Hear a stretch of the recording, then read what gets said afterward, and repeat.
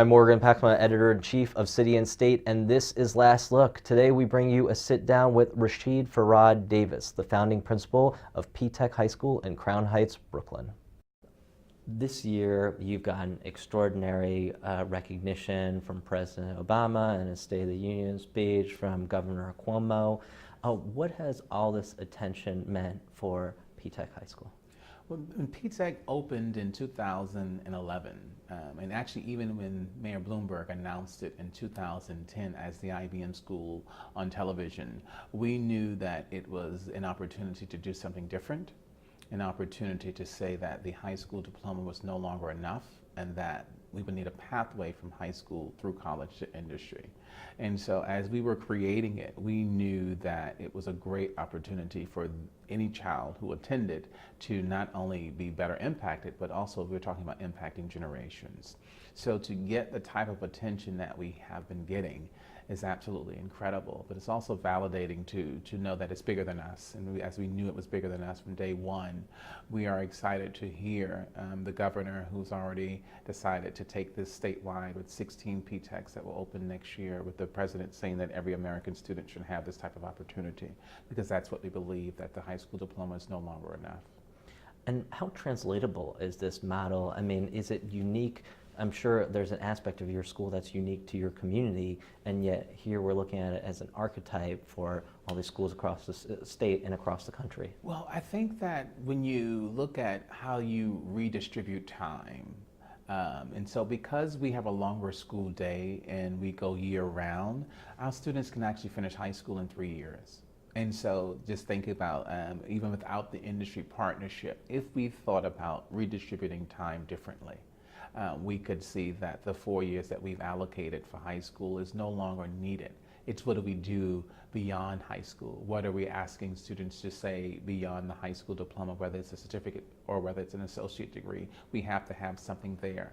By having the outcome be an associate in applied science, we can automatically improve graduation rates, because graduation is not the end focus.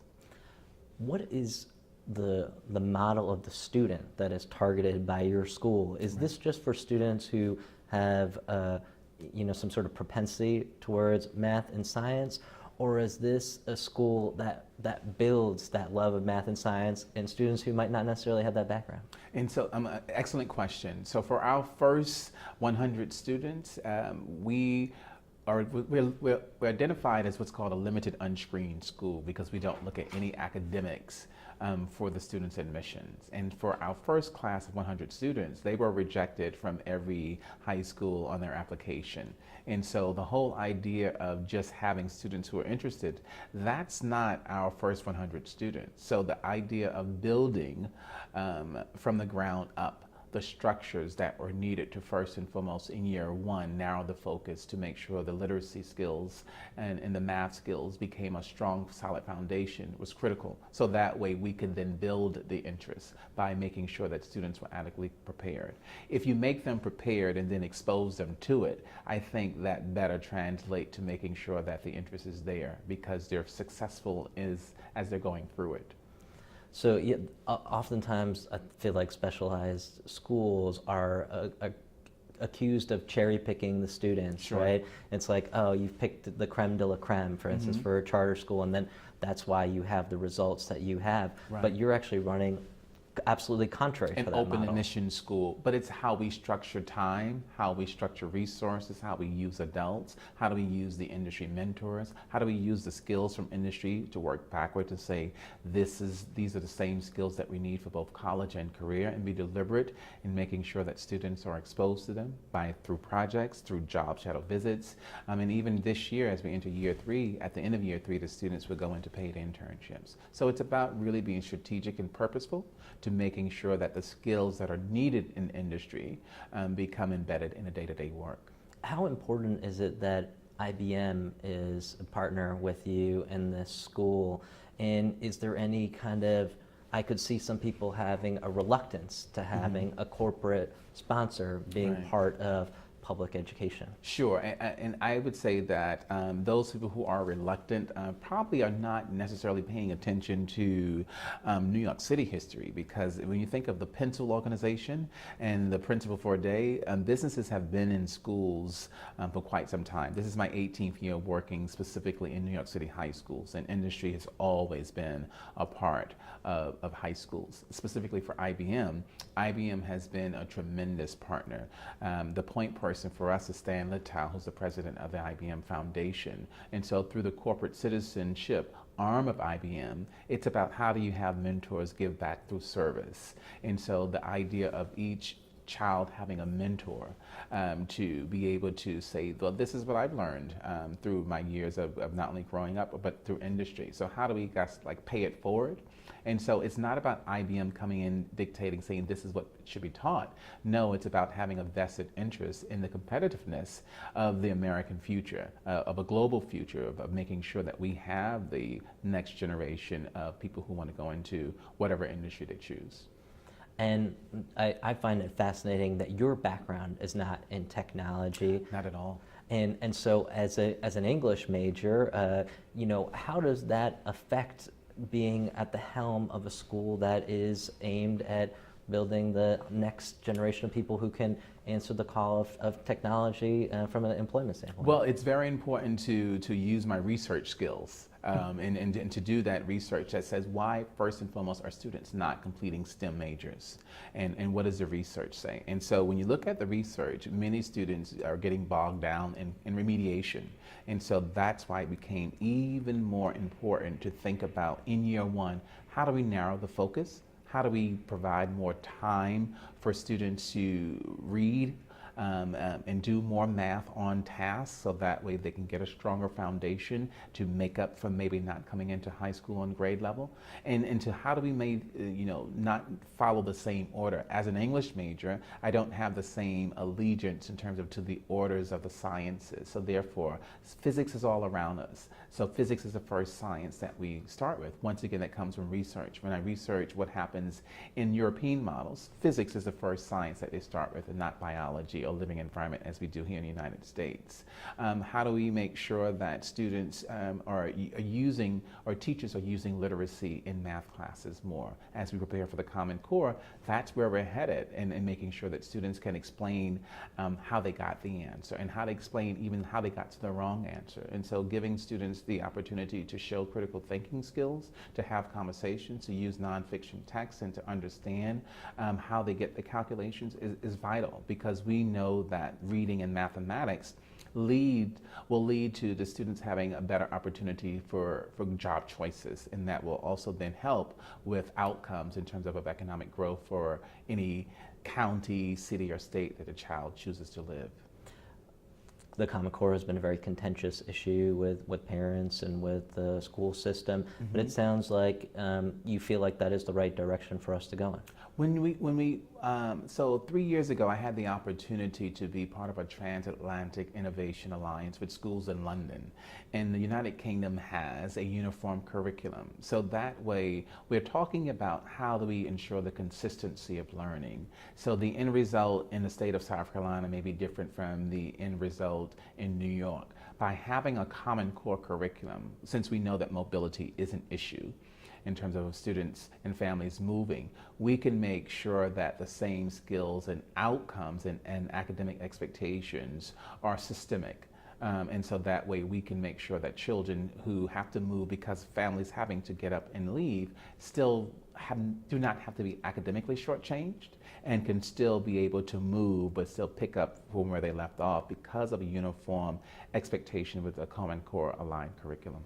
And the Common Core is designed toward college readiness. Absolutely. You haven't had a graduating class yet at P-TECH, but is the fact that your students will get an associate's degree at the end of their time in high school, does that eliminate the divide that we see between high school and college, where it's like, okay, now I've completed high school and then this is the next step, but it takes you seamlessly into the next step? Well, the beauty is, because this is the student's first time in high school, they don't know anything else to expect.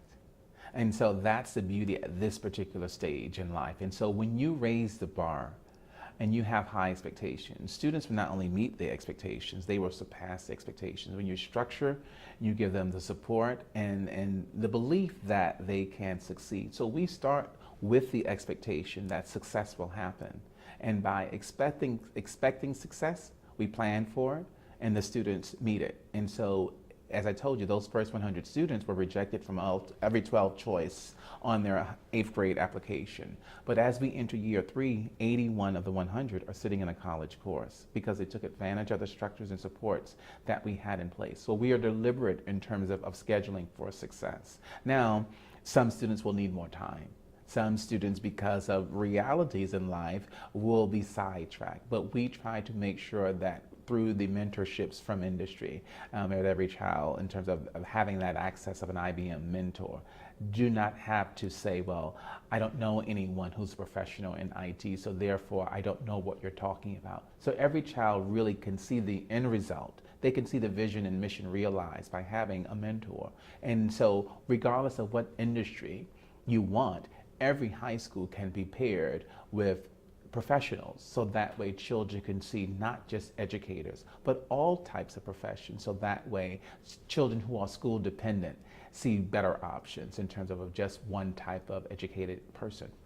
So many students have a kind of ingrained phobia of math and of science, especially since you're just dealing with whatever kind of children came to you. Sure. How did you help them overcome that reluctance? That's the beauty of my teachers who believe in not only using real world approaches, but it's how do you make sure every child has the opportunity to be an entry point into each lesson. That's what's key. Every child needs an entry point into the lesson every day. And so it's having the teachers understand how do we make sure our plans allow for the entry point? How do we make sure our plans are rigorous? How do we make sure we are collaborating with other teachers so that way the continuity of learning is there?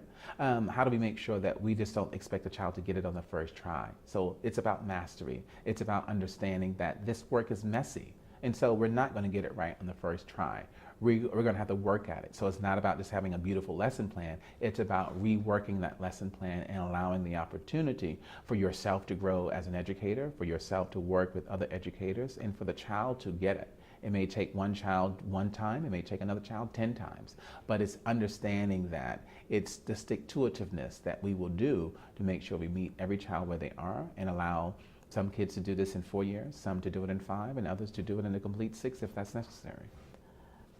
You can have a great model, but if it's not implemented properly, right, even a great model will be deficient. Right. As a principal, how do you get the teachers who are right to create those entry points, right? I mean, most, I'm not sure what the situation is in your high school, but so often the principal's kind of saddled with whatever teachers you get, right? And so, you know, how can you translate that model into a larger canvas and make sure that you have the right teachers to connect with the students? Well, it's about how do you support teachers. Overwhelmingly, I say you have people who, the majority of people who go into teaching, because they go into teaching because they want to make a difference. And so you as the principal have to understand how do you tap into that. How do you make sure that you can tap into the strength of that educator who's standing in front of those rooms of those children?